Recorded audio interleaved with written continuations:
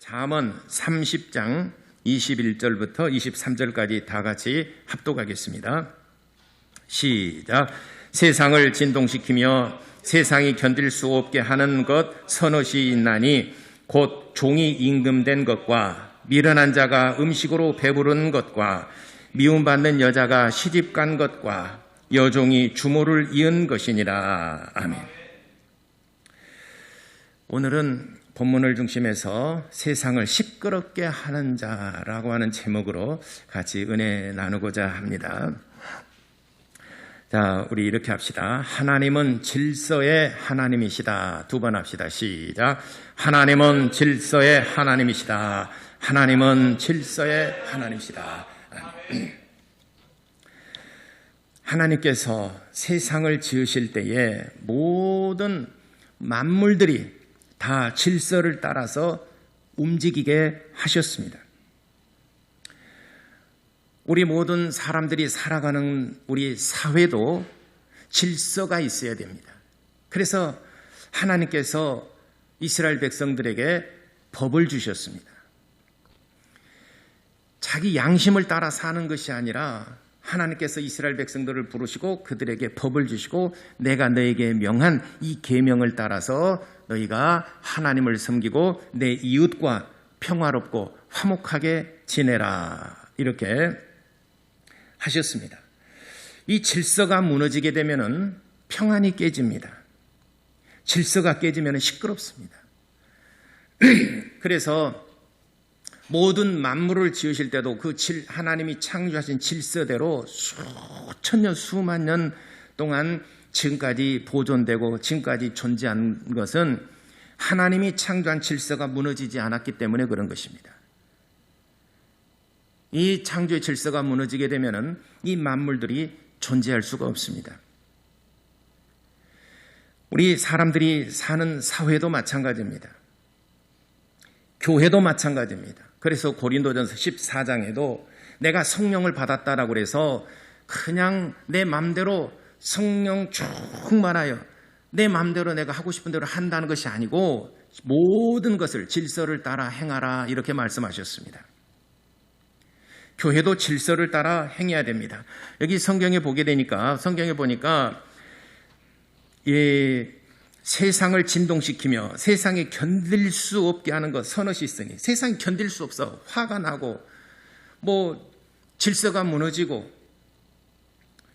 또 이런 파탄이 일어나고 이런 것들 이것이 이렇게 하는 것이 서너 가지가 있는데 그것이 무엇인가? 세상을 진동시키며 이 말은 히브리어 보게 되면 세상을 시끄럽게 하는 것 이 말이에요. 진동, 소리가 나면 세상이 시끄럽잖아요. 그래서 세상을 시끄럽게 하는 것들 또 세상을 견딜 수 없게 하는 것들 우리가 살아가는데 견딜 수 없게 하는 것들 화가 나고 그냥 우리 모든 사는 사람들이 불평하고 원망하고 살 수 없는 세상을 만드는 것들 이런 것들이 네 가지에 대해서 말씀하셨습니다. 그 첫 번째가 무엇이냐? 종이 임금된 것이라고 그랬습니다.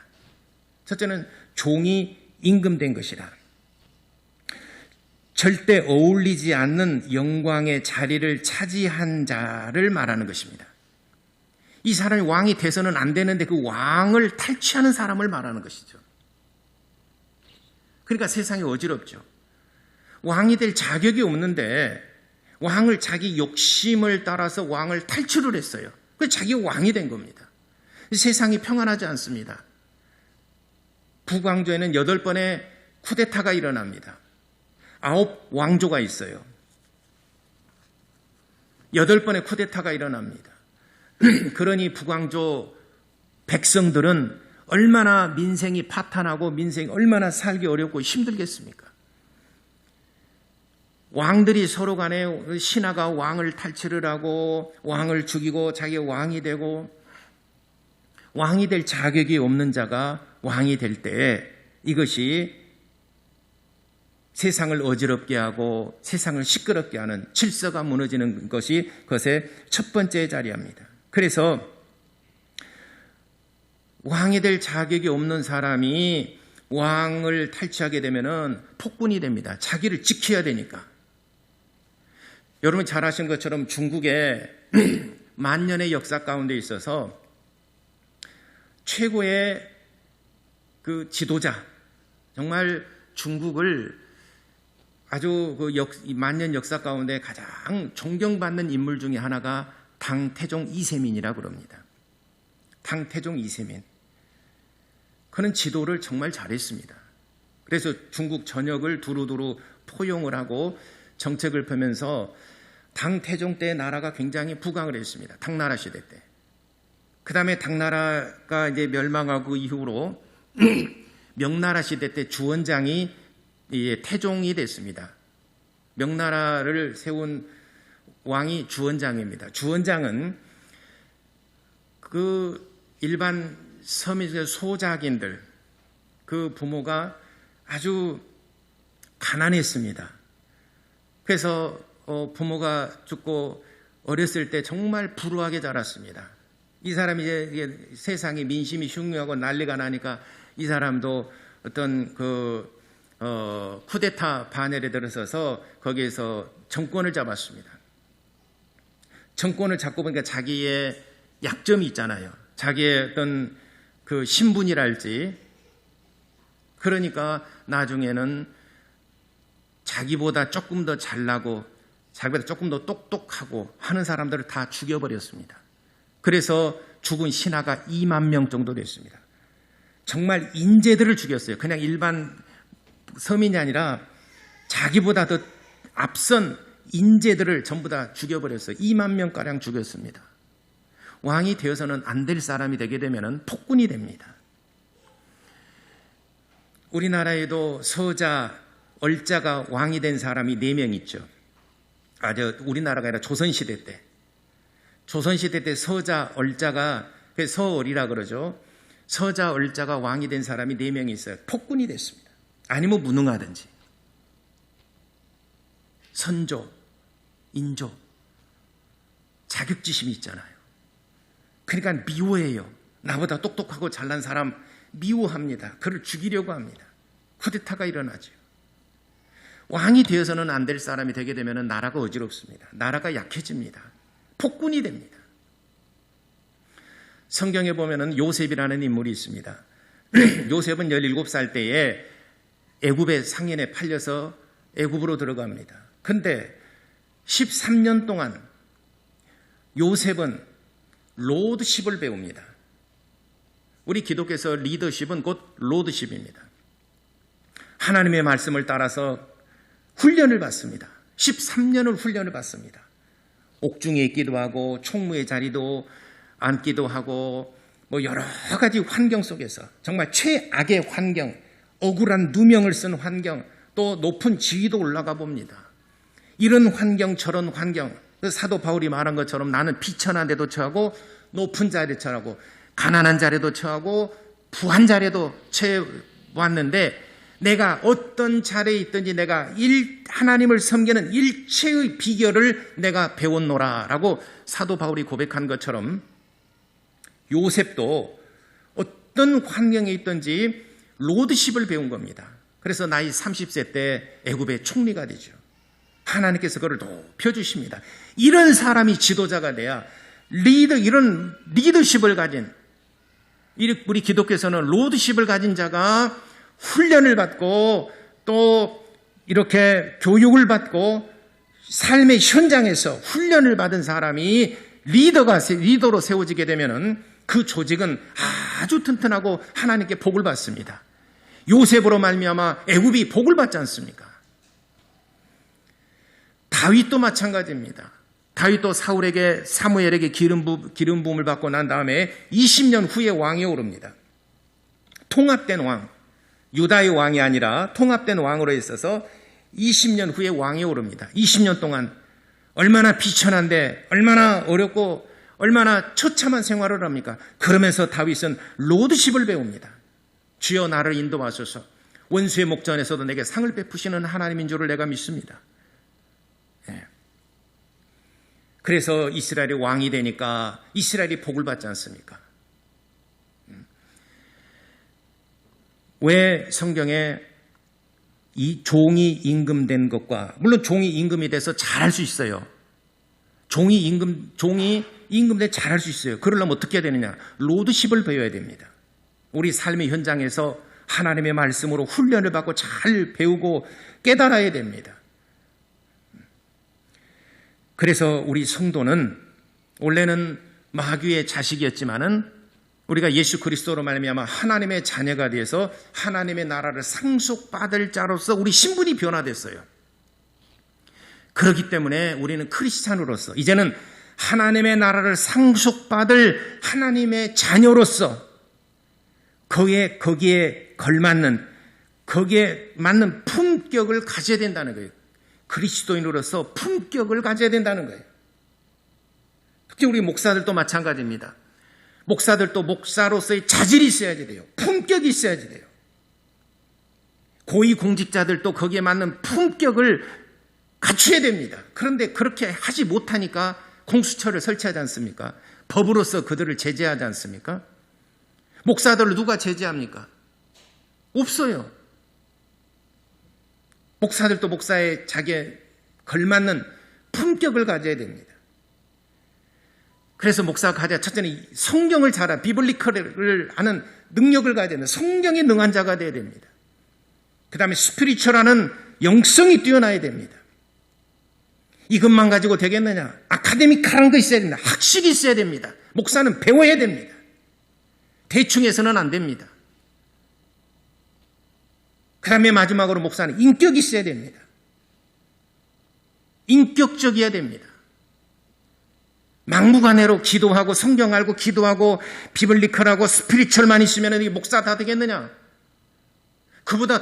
저보다도 더 영성이 뛰어나고 더 성경을 더 많이 읽은 분도 사실 많아요. 근데 그것만 가지고 목사가 되겠느냐? 아니에요. 아카데미컬한 것이 있어야 됩니다. 배워야 됩니다. 할 수만 있으면 세상 지식도 배워야 됩니다. 한 손에는 성경을 가졌다면 한쪽은 세상의 지식을 가져야 됩니다. 비둘기처럼 온유한 성품이 있으면 또 뱀처럼 정말 지혜롭고 날카로운 어떤 그런 검을 가져야 됩니다.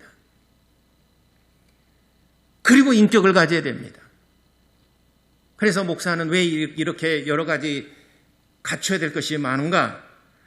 성도들의 영성과 성도들의 어떤 하나님의 나라를 가기 위한 어떤 구원의 어떤 이런 것들뿐만이 아니라 요한복음 21장에 하나님 말씀 먹이는 것뿐만 아니라 양육하고 가르치는 것까지 다 있어야 됩니다. 이게 목사가 할 일이에요.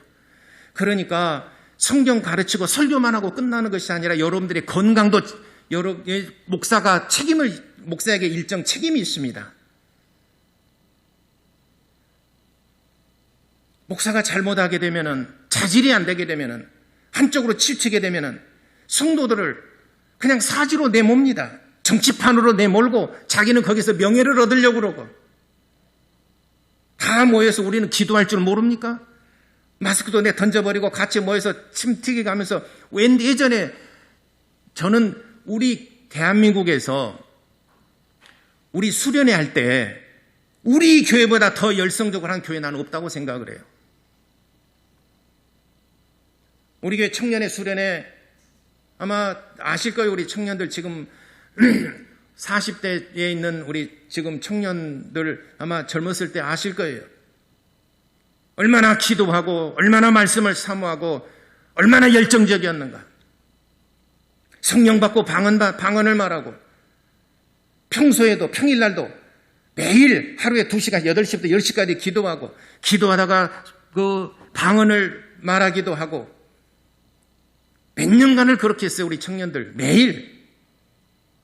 수련회 때는 설교 2시간에서 2시간 반 끝나게 되면 새벽 3시 4시까지 같이 합심해서 통성으로 기도하고. 영성으로 말하자면 우리 교회 저도 그렇게 양육을 했고 우리 청년들 그렇게 목표를 했습니다. 그러나 때와 장소를 가려야 되고 성도들의 또 이웃에게 폐해를 끼치지 말아야 됩니다. 근데 사지로 내몰고 여기저기서 그 기독교가 욕을 먹고 정치판으로 내몰고 길거리로 나가가지고 정권 물러나라 그러고, 물론 기독교인들의 정치 참여에 대해서는 저도 일정 부분에서는 인정을 하고 해야 된다고 생각합니다. 그러나 방법에 대해서는 정말 고민을 많이 하고 심사숙고해야 됩니다. 거리로 무조건 나가서 한다라고 해서 그게 다 옳은 것은 아니라고 생각을 합니다. 그럼에도 불구하고 제가 한 가지 참 의문스러운 것이 있어요. 제가 의문이 안 풀려요. 여러분 잘 아시겠지만은 지난 어제부터 2월 10일까지 집합, 광주 지역의 모든 교회는 집합 금지 명령 내리고 온라인 예배만 드리게 됐습니다. 곰곰이 생각해 보니까 참 궁금한 것이 있어요. 혹시 이 예배를 대통령이나 관계 부처 또 시장이나 또는 구청에서 들으면은 저에게 답을 좀 주셨으면 좋겠어요. 제가 궁금한 게 뭐냐면은 저번에 맨 먼저 작년에 콜센터에서 그 집단 감염이 일어났어요. 콜센터에서. 그리고 그 교도소에서 동부 교도소에서 집단 감염이 일어났습니다. 또 요양병원에서 집단 감염이 일어났습니다. 그 외에도 어떤 그 일정 단체에서 이렇게 기관에서 집단 감염이 일어날 때에 거기에 관련된 모든 업종들을 전부 다 폐쇄시키지는 않았던 것 같아요. 그렇죠? 콜센터에서 그 감염이 나타나서 그 콜센터만 폐쇄를 하고 이 치료받게 하고 격리를 시켰던 것 같아요. 여기 콜센터가 그랬다라고 해서 여기 저기 그 지역에 있는 모든 콜센터를 전부 다 폐쇄시키지는 않았던 것 같아요. 그리고 전국에 있는 모든 콜센터를 폐쇄시키지는 않았던 것 같아요. 요양병원이 여기서 발생했어요. 그 요양병원만 폐쇄라고 격리 조치하고 치료를 했던 것 같아요. 여기 요양병원이니까 여기 저기 모든 요양병원을 전부 다 폐쇄하고 전국에 있는 모든 요양병원을 전부 다 폐쇄하고 그러지는 않았던 것 같아요. 교도소에도 마찬가지고 동부교도소에서 이런 집단 발견이니까 광주나 모든 교도소를 전부 다 폐쇄하고 그러지는 않았던 것 같아요. 그런데 교회 일정 무분별하게 정말 제가 영상을 보더라도 저래서는 안 되는데 라고 하는 여기 부분에 있는데 전국에 있는 모든 교회들을 또는 광주에 있는 모든 교회들을 폐쇄시켜버리고 온라인에 모이지 못하게 하는 것은 아이러니컬하다 이 말이에요. 왜 교회만 특별히 그렇게 해야 되는가? 그것이 알고 싶다 이 말입니다.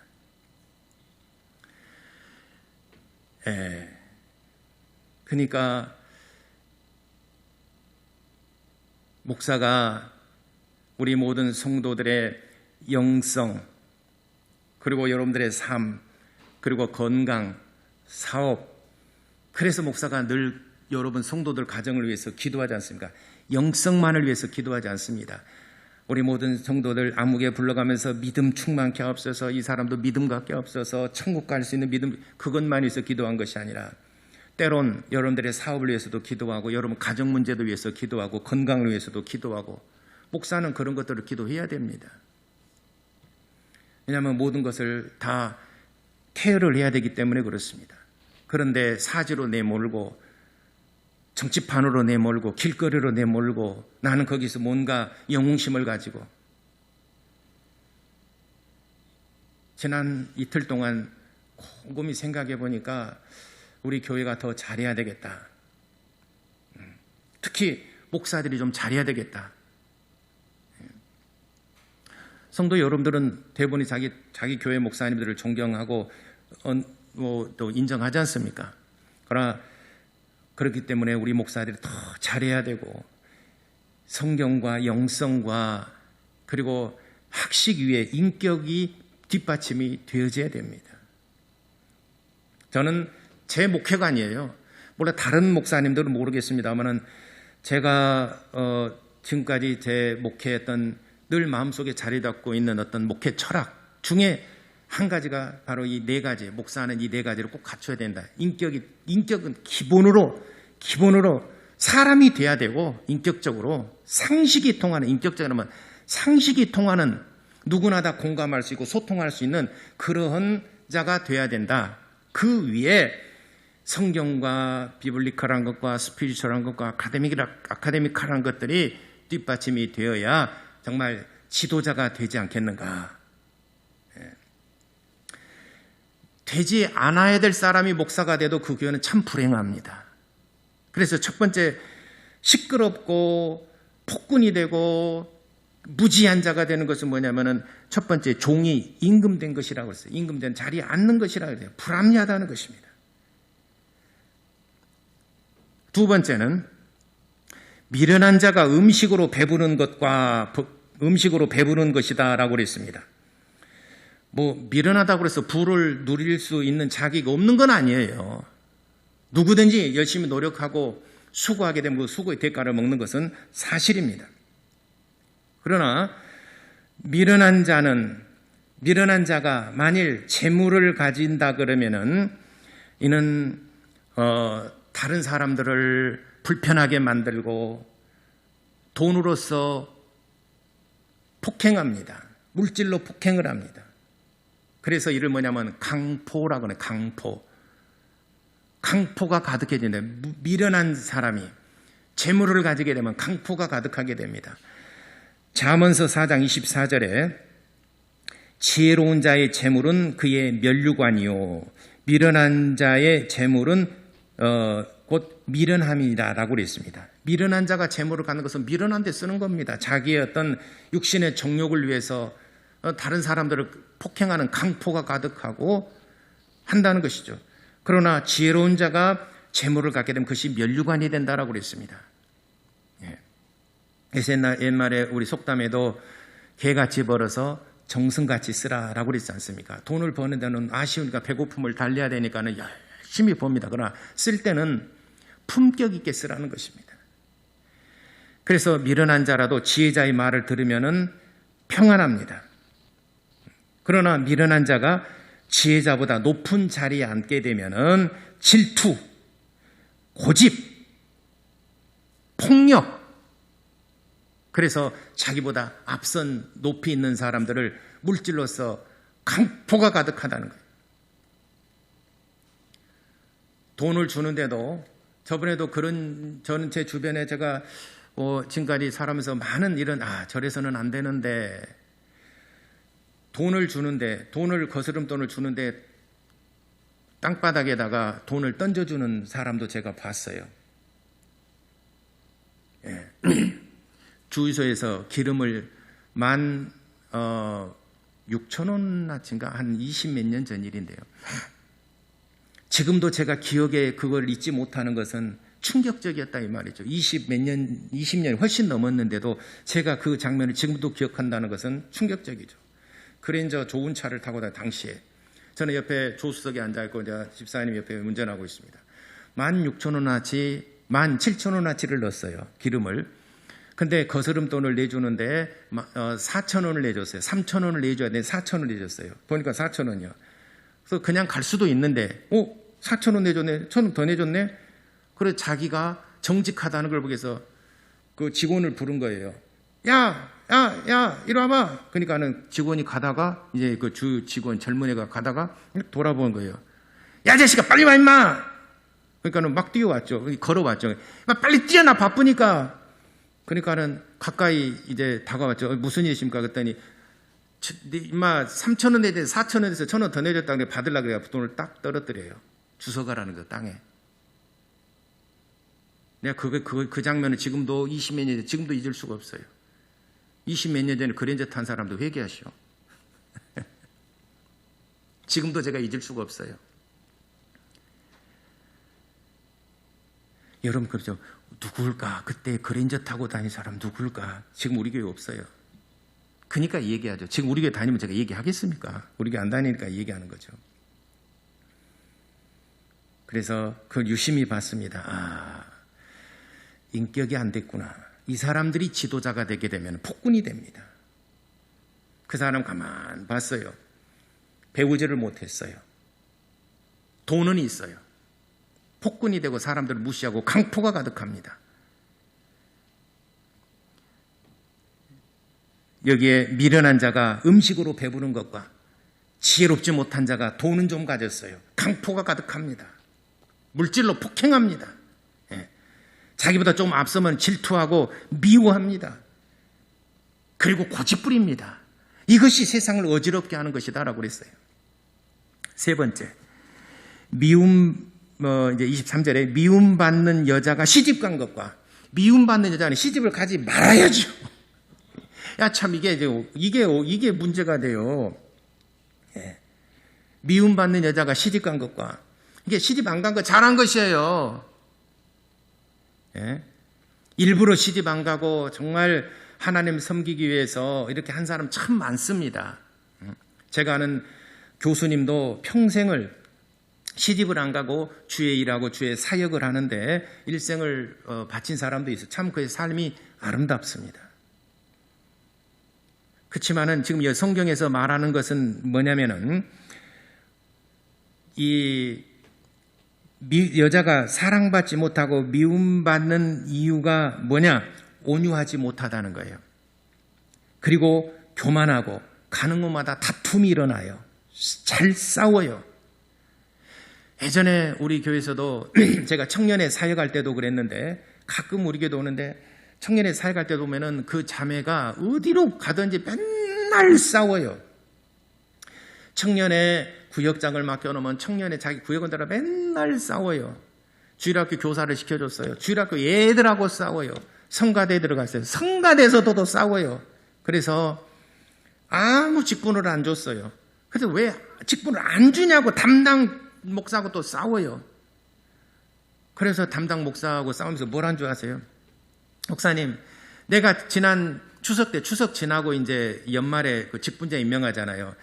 목사님, 내 세상에 이럴 수가 있느냐고, 내가 목사 얼마나 잘하는데 왜 직분을 안 주냐고, 올해 다 직분을 다 빼버렸냐고, 막 그 직분 저 청년의 구역장 직분 주라고 막 그러면서 안 된다고. 가는 곳마다 싸우고 다투고, 그러니까 다 흩어져 버리고 다 가버려. 교회 와서 다투고 싸우는데 누가 거기에 붙어 있겠습니까? 다 가버려. 주일학교 애들도 안 나오고 청년들도 그곳에 안 나오고 성가들도 폭탄 맞아버리고. 안 줬어요. 그랬더니 마지막으로 그 자매가 뭐라냐면은, 목사님, 그러려면 지난 추석 때 내가 소고기 사준 거 그거 다시 가져주세요. 추석 때 뭐 소고기 사줬는가 봐요.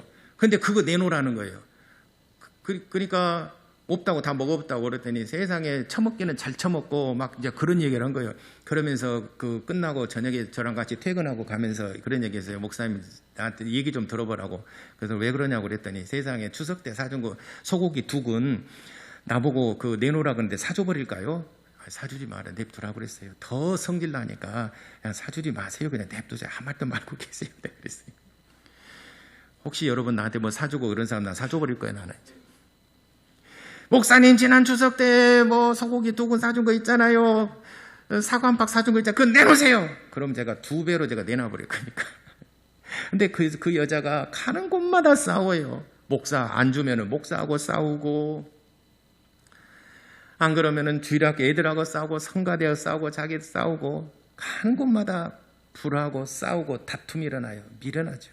이런 여자가 시집 가게 되면은 시어머니하고 싸우고, 시댁하고 싸우고, 남편하고 싸우고, 그 남편은 어떻게 살으라고.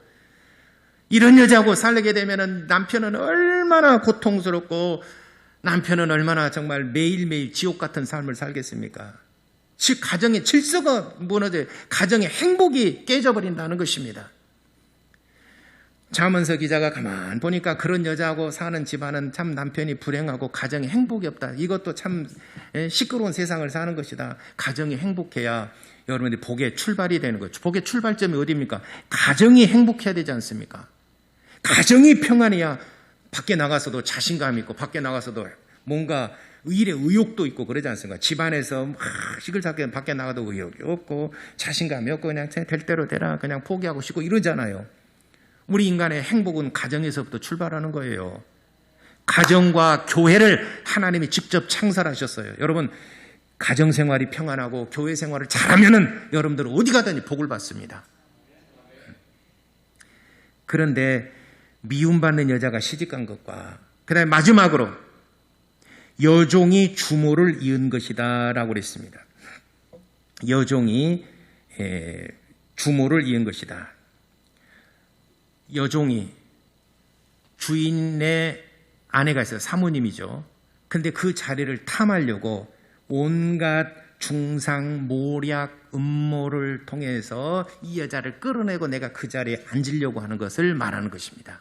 여자의 질투는 온유월에도 서리빨 친다라고 그랬어요. 우리하고는 뭐 상관없겠지만은 그런 상황을 말하는 것입니다. 여종이 그 주인 안주인을 끌어내고 자기가 그 자리에 올라가려고 하는 것. 이 기자는 그걸 본 겁니다. 그랬더니 그 가정이 무너지더라는 거죠. 여자들 안방에서 종하고 그 주인하고 싸우고 다투고 하다 보니까 무너지더라는 거예요. 그런 경우가 어디가 있습니까? 성경에.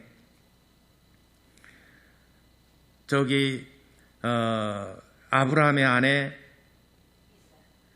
아내가 이삭인가? 이스마엘과 이삭 있죠. 이스마엘과 이삭 있지 않습니까? 이스마엘은 사라가 낳죠. 그리고 이스마엘은 그의 종 하갈이 낳습니다. 하갈이 그 자리를 가려고 그 자리를 끌어내리려고 하니까 가정이 불편하지 않습니까? 또 그런 가정이 있죠. 사무엘의 어머니 한나가 있죠. 그 분인나에게 한나와 그리고 그 여종이 누구죠? 둘째가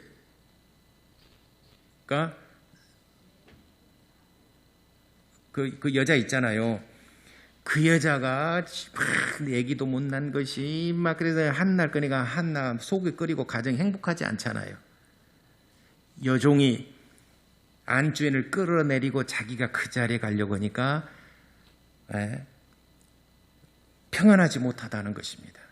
우리는 역사 가운데도 안에서 질투가 일어나게 되면 피비린 나는 또 이런 역사의 소용돌이 속에 휘말리게 되지 않습니까? 세상이 평안하지 못하더라. 그래서 이 잠언서 기자는 4가지를 세상이 평안하지 못하고 세상이 견딜 수 없는 어떤 아픔, 불행 정말 싫다는 거예요. 그게 짜증나고 이런 삶은 정말 싫다.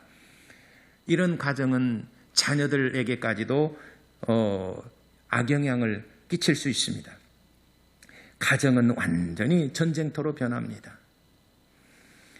그래서 우리는 거룩한 신부로서 왜 이렇게 우리가 미움받지 못한 여자가 시집 간 것이 왜 그건 불행한 것이냐. 우리 성도는 예수님의 신부이기 때문에 결코 미련한 자가 되지 말라는 거예요.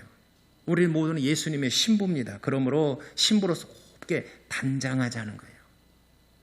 그래서 이 4가지 세상을 진동시키며 세상이 견딜 수 없게 하는 것이 선엇인데 여기는 4가지 있는데 4가지 말하는데 종이 임금된 것 첫째, 2번째 미련한 자가 음식으로 배부르는 것, 그 다음에 3번째 미움받는 자가 시집간 것, 4번째 여종이 주모를 이은 것.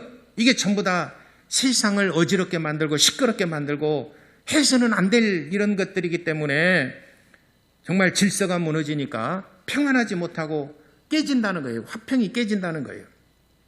그래서 우리는 상식과 질서를 벗어난 성공은 우리에게 도움이 되지 않는다. 성공을 하더라도 물질을 벌더라도 상식과 질서를 따라서 우리가 그렇게 살자. 가정과 교회가 또 온 나라가 평화를 누리기 위해서는 인간관계를 깨뜨리지 말고 질서에 순종해야 됩니다. 하나님은 질서의 하나님이십니다.